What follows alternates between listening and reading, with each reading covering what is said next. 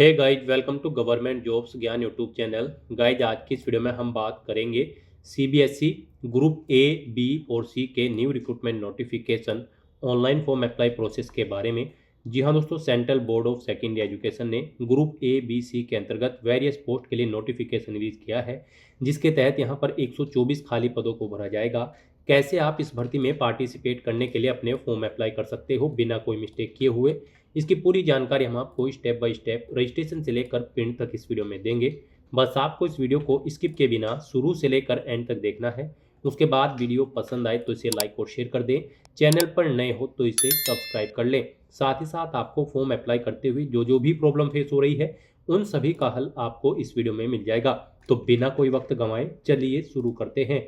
आपको इस वीडियो के डिस्क्रिप्शन बॉक्स में हमारी वेबसाइट IND-sarkari-naukri.in के इस पेज का लिंक मिल जाएगा। यहाँ पर आपको इस भर्ती के रिगार्डिंग सभी डिटेल्स प्रोवाइड कर दी गई है। Central board of secondary education CBSE ने ग्रुप ए, बी और सी के लिए यहाँ पर नोटिफिकेशन रिलीज किया है। ग्रुप ए के अंतर्गत assistant secretary, assistant professor and assistant director, assistant professor and assistant director training, assistant professor and assistant director skill education और अकाउंट्स ऑफिसर के पदों को रखा है।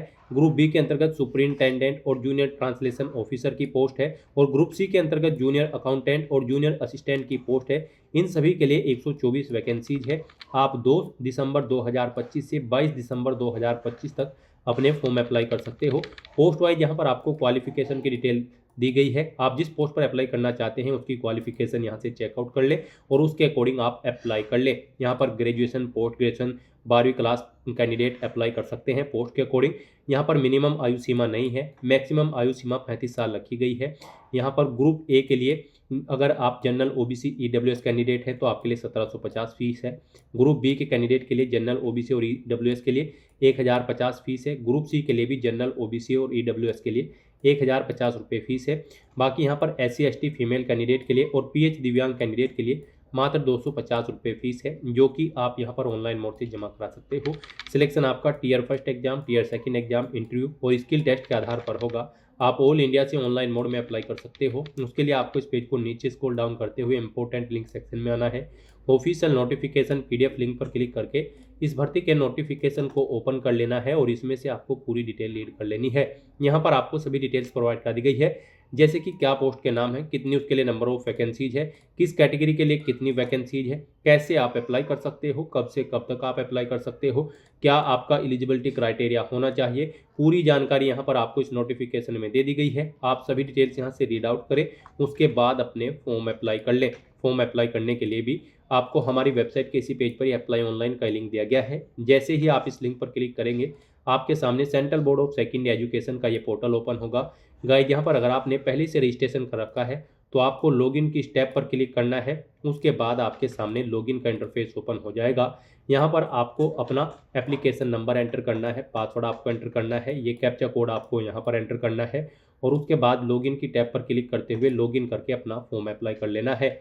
और अगर आप फर्स्ट टाइम अप्लाई करने जा रहे हो इस भर्ती के लिए इस पोर्टल के थ्रू, तो सबसे पहले यहाँ पर आपको अपना रजिस्ट्रेशन करना होगा। उसके लिए आपको यहाँ पर रजिस्टर योर सेल्फ में न्यू रजिस्ट्रेशन की स्टेप पर क्लिक करना है। उसके बाद आपके सामने यहाँ पर कुछ इस तरह से इंटरफेस ओपन होगा। यहाँ पर आपको कुछ जनरल इंस्ट्रक्शंस प्रोवाइड कराए गए हैं, आपको इन्हें केयरफुली रीड करना है। पेज को नीचे स्क्रॉल डाउन करना है, इस चेकबॉक्स को ओके करना है और क्लिक हियर टू प्रोसीड के इस ऑप्शन पर क्लिक कर देना है।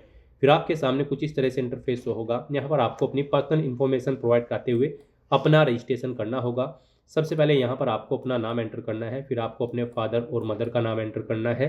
उसके बाद यहाँ पर आपको अपनी डेट ऑफ बर्थ सेलेक्ट करनी है, अपना जेंडर आपको सिलेक्ट करना है, अपना आइडेंटिटी का कोई एक टाइप सेलेक्ट करना है, जैसे कि पैन कार्ड, पासपोर्ट या फिर वोटर ID। आप अपने अकॉर्डिंग यहाँ पर ऑप्शन सेलेक्ट करें, उसका नंबर यहाँ पर आप एंटर करें। फिर आपने जो ये डिटेल प्रोवाइड की है इसे आपको एक बार फिर से यहाँ पर एंटर करके कन्फर्म कर लेना है। आपको दोबारा से अपना नाम यहाँ पर एंटर करना होगा, अपने फादर और मदर का नाम यहाँ पर एंटर करना होगा, डेट ऑफ बर्थ दोबारा से सिलेक्ट करके उसे यहाँ पर कंफर्म करना है, अपना जेंडर भी आपको यहाँ पर दोबारा से सेलेक्ट करके कंफर्म कर लेना है। फिर गाइस, यहाँ पर आपको अपना प्रेजेंट एड्रेस एंटर करना है। यहाँ पर आप अपना प्रेजेंट एड्रेस एंटर करें।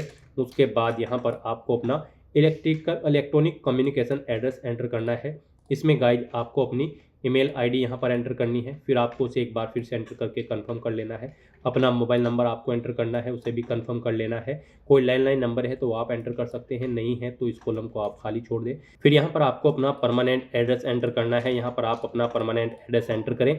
और अगर आपका परमानेंट एड्रेस आपके प्रेजेंट एड्रेस के अकॉर्डिंग सेम है तो आप इस चेकबॉक्स को ओके कर दें, ऑटोमेटिकली आपका परमानेंट एड्रेस आपके प्रेजेंट एड्रेस के अकॉर्डिंग फिल हो जाएगा। फिर यहाँ पर आपको अपना पासवर्ड एंटर करना है। इसके लिए आपको गाइडलाइन दी गई है, पासवर्ड यहाँ पर आपका 8 से 13 कैरेक्टर के बीच में होना चाहिए और ये अल्फा न्यूमेरिक फॉर्मेट में होना चाहिए। मीन्स आपके पासवर्ड में कम से कम एक अपर केस कैरेक्टर, एक लोअर केस कैरेक्टर, एक इंटीजर नंबर और एक स्पेशल कैरेक्टर जैसे कि @ या फिर डॉलर होना चाहिए। वही पासवर्ड आपको कंफर्म पासवर्ड फील्ड में एंटर करना है। फिर आपको एक सिक्योरिटी क्वेश्चन यहाँ पर सेलेक्ट करना है, उसका आंसर यहाँ पर आपको देना है। उसके बाद आपको ये कैप्चा कोड यहाँ पर एंटर करना है और फिर सबमिट के इस ऑप्शन पर क्लिक कर देना है। फिर आपने जो रजिस्ट्रेशन में डिटेल प्रोवाइड कराई है उसका पूरा प्रीव्यू आपको शो कर दिया गया है। आपको सभी डिटेल केयरफुली चेकआउट करनी है, पेज को नीचे स्क्रॉल डाउन करना है, इन सभी चेकबॉक्सेस को आपको ओके करना है। डिक्लेरेशन सेक्शन में आई एग्री के इस चेकबॉक्स को भी ओके करना है। कहीं पर कोई मिस्टेक है तो आप एडिट रजिस्ट्रेशन फॉर्म के ऑप्शन पर क्लिक करके एडिट कर सकते हैं। और अगर सभी चीज़ें ओके हैं तो बस यहाँ पर अब आपको submit and send OTP to verify mobile number के इस ऑप्शन पर क्लिक करना है। फिर आपके रजिस्टर्ड मोबाइल नंबर पर एक OTP आया होगा, वो OTP आपको यहाँ पर एंटर करना है और फिर आपको सबमिट रजिस्ट्रेशन फॉर्म के इस ऑप्शन पर क्लिक करना है। इस तरह से यहाँ पर आपका रजिस्ट्रेशन सक्सेसफुली कंप्लीट हो चुका है। आपको एक एप्लीकेशन नंबर यहाँ पर प्रोवाइड कर दिया गया है। ये एप्लीकेशन नंबर आपके रजिस्टर्ड मोबाइल नंबर और ईमेल आईडी पर भी सबमिट कर दिया गया है। आपको इसे केयरफुली नोट डाउन करके रख लेना है फ्यूचर यूज के लिए। और यहाँ पर अब आपको अपना फॉर्म अप्लाई करने के लिए कंप्लीट एप्लीकेशन फॉर्म के इस ऑप्शन पर क्लिक करना है। फिर आपके सामने कुछ इस तरह से इंटरफेस ओपन होगा। इन स्टेप्स को यहाँ पर आपको कंप्लीट करना है, फिर आपका फॉर्म कंप्लीट होगा। यहाँ पर आपको सबसे पहले अपनी पर्सनल डिटेल प्रोवाइड करनी है। उसके लिए यहाँ पर गाइड आपको पर्सनल डिटेल के इस ऑप्शन पर क्लिक करना है और अपनी पर्सनल डिटेल यहाँ पर आपको प्रोवाइड करनी है। पर्सनल डिटेल के इस सेक्शन में आपको आपकी कुछ डिटेल ऑटोमेटिकली फिल मिल जाएगी, जैसे कि आपका नाम, आपके फादर का नाम, आपकी डेट ऑफ बर्थ, आपकी मदर का नाम, जो कि आपने यहाँ पर रजिस्ट्रेशन करते समय प्रोवाइड कराए थे, वहाँ से इन्हें फैच कर लिया गया है। यहाँ पर बस अब आपको अपनी नेशनलिटी सिलेक्ट करनी है, अपनी कैटेगरी आपको सिलेक्ट कर लेनी है।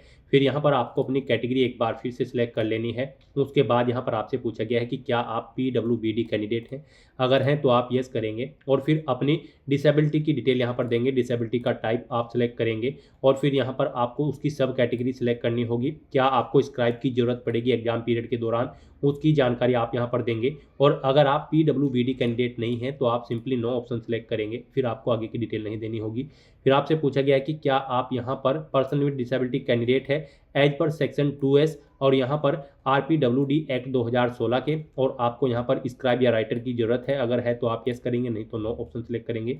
फिर आपसे पूछा गया है कि क्या आप एक सर्विसमैन हैं, अगर हैं तो आप यस ऑप्शन सेलेक्ट करें और उसकी डिटेल दें, जैसे कि ज्वाइनिंग डेट देनी होगी सर्विस की, रिटायरमेंट डेट देनी होगी। इनके अकॉर्डिंग आपकी सर्विस का ड्यूरेशन कैलकुलेट करके यहाँ पर आपको शो कर दिया जाएगा। और अगर आप एक सर्विसमैन नहीं हैं तो आप नो ऑप्शन सेलेक्ट करेंगे। फिर आपसे पूछा गया है कि क्या आपने अप्लाई किया है CBSE SRD 2024 के लिए, अगर किया है तो यहाँ पर आप यस ऑप्शन सेलेक्ट करेंगे। यहाँ पर अगर आपने असिस्टेंट सेक्रेटरी की पोस्ट के लिए अप्लाई किया था CBSE SRD 2024 में तो आप यस ऑप्शन सेलेक्ट करेंगे, अपना एप्लीकेशन नंबर यहाँ पर एंटर करेंगे। नहीं अप्लाई किया है तो आप नो ऑप्शन सेलेक्ट करेंगे। फिर यहाँ पर आपसे पूछा गया है कि क्या आप रेगुलर एम्प्लॉई हैं CBSE के, अगर हैं तो आप यस करेंगे और फिर आप अपनी रेगुलर एम्प्लॉय ID नंबर देंगे, नहीं है तो आप नो ऑप्शन सेलेक्ट करेंगे। फिर आपको अपना मैरिटल स्टेटस सेलेक्ट करना है, आप मैरिड हो, अनमैरिड हो या फिर डाइवोर्स, आप अपने अकॉर्डिंग ऑप्शन सेलेक्ट करें। फिर गाइड आपको यहाँ पर ये कैप्चा कोड इस बॉक्स में एंटर करना है और उसके बाद सेव एंड नेक्स्ट के इस ऑप्शन पर क्लिक करना है। नेक्स्ट यहाँ पर आपके सामने कुछ इस तरह से इंटरफेस ओपन होगा। अब यहाँ पर आपको पोस्ट सेलेक्ट करनी है जिसके लिए आप अप्लाई करना चाहते हैं, ग्रुप A, B और C की। आप यहाँ पर जिस भी पोस्ट के लिए अप्लाई करना चाहते हैं उसके सामने चेकबॉक्स को ओके करेंगे और यहाँ पर आप मल्टीपल पोस्ट के लिए अप्लाई कर सकते हैं एक साथ। तो आप अपनी चॉइस के अकॉर्डिंग यहाँ पर जिस पोस्ट के लिए अप्लाई करना चाहते हैं आप उसके सामने चेकबॉक्स को ओके करें। उसके बाद यहाँ पर आपको अपनी एग्जाम सिटी सिलेक्ट करनी है। यहाँ पर आपको इसके लिए 3 चॉइसेस दी गई है। पहले यहाँ पर आप स्टेट सेलेक्ट करेंगे, फिर उसके अंतर्गत आप एग्जाम सिटी सिलेक्ट करेंगे। तो आपको 1 बाय 1 करके यहाँ पर अपनी 4 एग्जाम सिटी सिलेक्ट कर लेनी है। जिसे आप फर्स्ट नंबर पर प्रेफरेंस देना चाहते हैं उसे फर्स्ट नंबर पर सिलेक्ट करें, जिसे सेकंड, थर्ड और फोर्थ पर प्रेफरेंस देना चाहते हैं उसे आप सेकंड, थर्ड और फोर्थ पर सिलेक्ट कर लें। इस तरह से फिर आपको पूछा गया है कि क्या आपकी टाइपिंग स्पीड 35 वर्ड प्रति मिनट है अगर यहाँ पर आप जूनियर असिस्टेंट की पोस्ट के लिए अप्लाई कर रहे हैं। यहाँ पर इसमें आपसे पूछा गया है कि क्या आपकी टाइपिंग स्पीड इंग्लिश में 35 वर्ड प्रति मिनट है और 30 वर्ड प्रति मिनट हिंदी में है, तो यहाँ पर आपको यस ऑप्शन सेलेक्ट करना होगा। ये एलिजिबिलिटी भी आपकी होनी चाहिए अगर आप जूनियर असिस्टेंट की पोस्ट के लिए अप्लाई कर रहे हैं। पोस्ट के अकॉर्डिंग यहाँ पर आपको ऑप्शन शो होगा। फिर गाइज यहाँ पर आपको ये कैप्चा कोड इस बॉक्स में एंटर करना है और उसके बाद सेव एंड नेक्स्ट के इस ऑप्शन पर क्लिक करना है। नेक्स्ट यहाँ पर आपको अपनी क्वालिफिकेशन की डिटेल प्रोवाइड करनी है। गाइज आप ऑफिशियल नोटिफिकेशन में से चेकआउट कर सकते हो किस पोस्ट पर अप्लाई करने के लिए क्या आपकी रिक्वायर्ड एजुकेशनल क्वालिफिकेशन है। यहाँ पर अगर आप जूनियर असिस्टेंट की पोस्ट के लिए अप्लाई कर रहे हैं तो आपका 12वीं क्लास पास आउट होना जरूरी है, प्लस आपकी 35 वर्ड प्रति मिनट टाइपिंग स्पीड होनी चाहिए इंग्लिश में और 30 वर्ड प्रति मिनट टाइपिंग स्पीड होनी चाहिए हिंदी में। और यहाँ पर अगर आप जूनियर अकाउंटेंट की पोस्ट के लिए अप्लाई कर रहे हैं तो आपका 12वीं क्लास पास आउट होना जरूरी है, प्लस आपकी 35 वर्ड प्रति मिनट टाइपिंग स्पीड होनी चाहिए इंग्लिश में और 30 वर्ड प्रति मिनट टाइपिंग स्पीड होनी चाहिए यहाँ पर हिंदी में। कंप्यूटर पर आपकी ये टाइपिंग स्पीड होनी चाहिए। बाकी की जिस भी पोस्ट के लिए आप अप्लाई करना चाहते हैं उसकी एजुकेशनल क्वालिफिकेशन यहाँ से आप चेकआउट कर सकते हो और उसके अकॉर्डिंग यहाँ पर आपको अपनी क्वालिफिकेशन की डिटेल प्रोवाइड करनी है। तो सबसे पहले यहाँ पर आपको अपनी 10वीं क्लास की डिटेल देनी होगी। इसमें आपको बताना है अपना पासिंग स्टेटस, आप पास आउट है। फिर आपको पासिंग ईयर यहाँ पर सिलेक्ट करना है, कब आपने अपनी 10वीं क्लास पास आउट की है वो ईयर आप सिलेक्ट करें। उसके बाद आपको बताना है यहाँ पर अपनी स्ट्रीम 10th या फिर इसके इक्विवेलेंट ऑप्शन आएगा। फिर आपको बोर्ड का नाम यहाँ पर सिलेक्ट करना है, जिस बोर्ड से आपने अपनी 10वीं क्लास पास आउट की है उस बोर्ड का नाम यहाँ पर आप सिलेक्ट करें। रिजल्ट का मोड बताएं, आपका जो रिजल्ट था वो परसेंटेज में था या फिर CGPA में, आप अपने अकॉर्डिंग ऑप्शन सेलेक्ट करेंगे। परसेंटेज में अगर आपका रिजल्ट था तो फिर आपको बताना है यहाँ पर टोटल मार्क्स कितने थे, उनमें से कितने मार्क्स आपने ऑब्टेन किए हैं वो आपको एंटर करने हैं। इनके अकॉर्डिंग आपकी परसेंटेज यहाँ पर आपको कैलकुलेट करके शो कर दी जाएगी।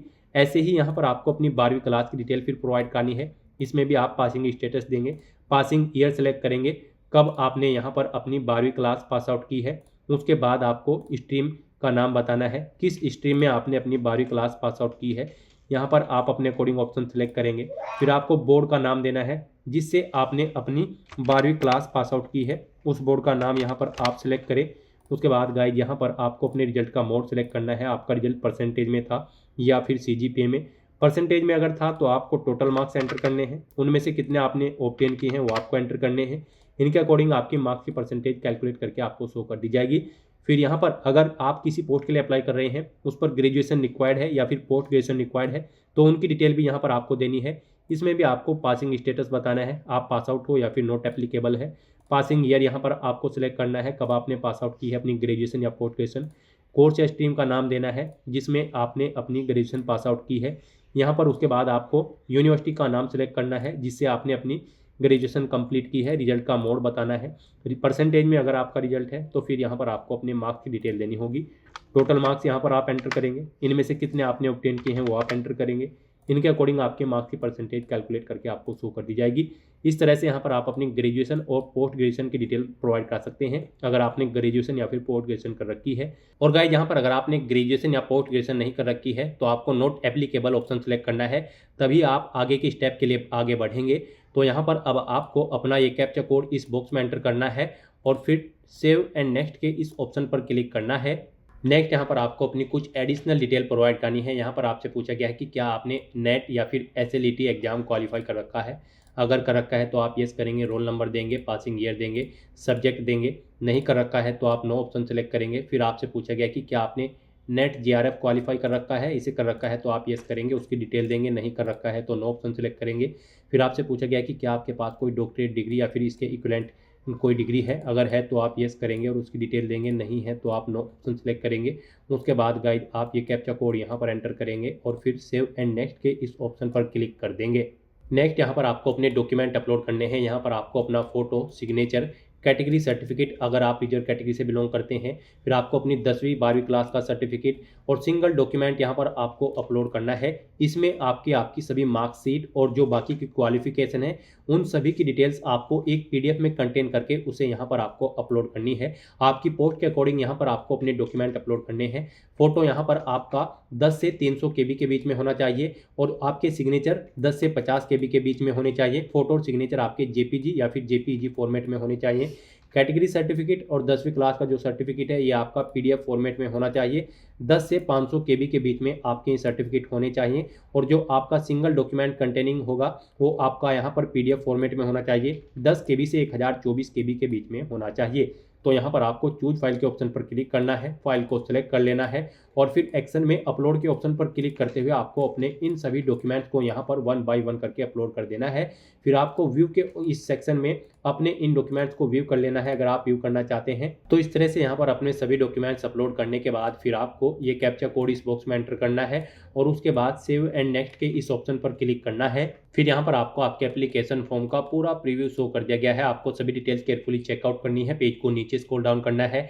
यहाँ पर इन सभी चेकबॉक्सेस को आपको ओके करना है कि आपके ये सभी डिटेल्स यहाँ पर ओके हैं। उसके बाद आपको डिक्लेरेशन सेक्शन में आई एग्री के इस चेकबॉक्स को ओके करना है और फिर गाइड आपको यहाँ पर फाइनल सबमिशन ऑफ एप्लीकेशन के इस ऑप्शन पर क्लिक करना है। फिर यहाँ पर आपको आपके डैशबोर्ड में टैग कर दिया गया है। गाइड यहाँ पर अब आपको अपनी कैटेगरी के अकॉर्डिंग एप्लीकेशन फीस का पेमेंट करना होगा। यहाँ पर आपका फॉर्म तो सबमिट हो चुका है लेकिन कंसिडर इसे आपके फीस पेमेंट के बाद ही किया जाएगा। यहाँ पर अगर आपके फॉर्म में कोई मिस्टेक है आप एडिट एप्लीकेशन फॉर्म के इस ऑप्शन पर क्लिक करके अपने फॉर्म को एडिट कर सकते हैं और अगर आपका फॉर्म बिल्कुल सही है तो यहाँ पर बस गाइड आपको अपनी ईमेल आईडी वेरीफाई करनी है। उसके बाद आपको अपना फीस पेमेंट करना होगा। उसके लिए आपको your email ID had to be verified, click here to verify your email ID first के इस ऑप्शन पर क्लिक करना है और अपनी ईमेल आईडी को वेरीफाई करना है। फिर आपके सामने कुछ इस तरह से इंटरफेस ओपन होगा। यहाँ पर आपको ये कैप्चा कोड इस बॉक्स में एंटर करना है। ईमेल आईडी अगर आप चेंज करना चाहते हैं यहाँ पर आप अपनी ईमेल आईडी चेंज कर सकते हैं, चेंज ईमेल आईडी के इस ऑप्शन पर क्लिक करके। और चेंज नहीं करना चाहते हैं तो ये कैप्चा कोड यहाँ पर एंटर करें और फिर सबमिट एंड गेट OTP के इस ऑप्शन पर क्लिक करें। फिर आपकी ईमेल आईडी पर एक OTP आया होगा, वो OTP आपको यहाँ पर एंटर करना है और उसके बाद आपको वेरीफाई के इस ऑप्शन पर क्लिक करके अपनी ईमेल आईडी को वेरीफाई कर लेना है। ईमेल आईडी वेरीफाई करने के बाद फिर आपको आपके डैशबोर्ड में टैग कर दिया जाएगा। अब यहाँ पर आपको अपनी कैटेगरी के अकॉर्डिंग एप्लीकेशन फीस का अमाउंट पे करना है। आपको आपकी कैटेगरी के अकॉर्डिंग यहाँ पर एप्लीकेशन फीस का अमाउंट देखने को मिल जाएगा। अब गाइड आप पे एग्जामिनेशन फीस के इस ऑप्शन पर क्लिक करें। फिर आपके सामने कुछ इस तरह से इंटरफेस ओपन होगा। अब यहाँ पर आपको अपना पेमेंट मोड सेलेक्ट करना है, ऑनलाइन पेमेंट, और फिर प्रोसीड फॉर पेमेंट के इस ऑप्शन पर क्लिक करना है। फिर आपके सामने कुछ इस तरह से इंटरफेस ओपन होगा।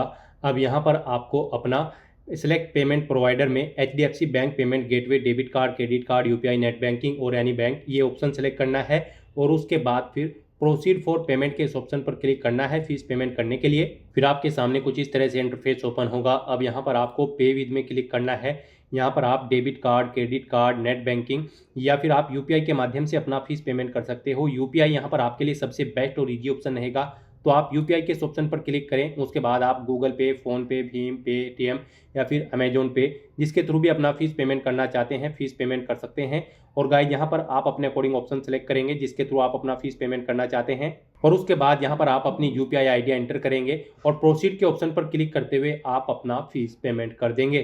सक्सेसफुली फीस पेमेंट करने के बाद आपको आपके डैशबोर्ड में रिएक्ट कर दिया जाएगा। फिर वहाँ से आप अपने एप्लीकेशन फॉर्म का एक हार्ड कॉपी प्रिंट आउट ले सकते हैं फ्यूचर यूज के लिए, फ्यूचर रेफरेंस के लिए। तो दोस्तों ऐसे आप CBSE ग्रुप A, B और C की इस भर्ती के लिए अपने फॉर्म अप्लाई कर सकते हो बिना कोई मिस्टेक किए हुए। आज की इस वीडियो में बस इतना ही। आई होप ये वीडियो आपको पसंद आई होगी। अगर पसंद आई हो तो इसे लाइक और शेयर करें। चैनल पर नए हो तो इसे सब्सक्राइब कर लें। Thanks for watching.